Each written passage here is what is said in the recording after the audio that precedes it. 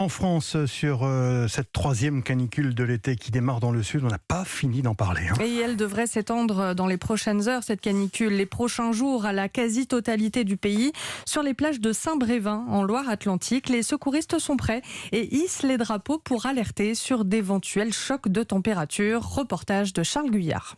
Même avec l'habitude, on est obligé de galoper pour s'extirper de ces zones très chaudes. Ces zones dont parle Alexandre, le chef du poste de secours de la plage de Saint-Brévin, c'est tout simplement le sable qui, quand le soleil tape, devient brûlant. Ça nous arrive de devoir aider les gens à remonter. Des vacanciers qui, après la baie Diane, n'arrivent plus à poser un pied au sol pour rejoindre leur serviette.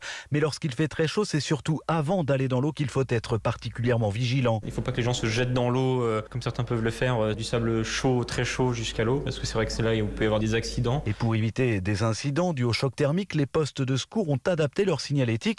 Jusqu'à présent, la couleur du fameux drapeau de vert à rouge indiquait un éventuel danger en raison de l'état de la mer. Cette fois, le thermomètre est aussi pris en compte. C'est quelque chose qui se fait de plus en plus, de changer la couleur du drapeau en fonction des températures. À partir du moment où on va avoir entre 10 et 15 degrés de différence entre l'air et l'eau, on va changer la couleur de notre flamme, on va passer de vert à jaune. Et pas question pour autant de sortir le rouge, se baigner étant la meilleure solution pour se rafraîchir. Reste à entrer dans l'eau progressivement et à penser au retour sur le sable chaud. Saint-Brévin, Charles Guyard, Europe 1.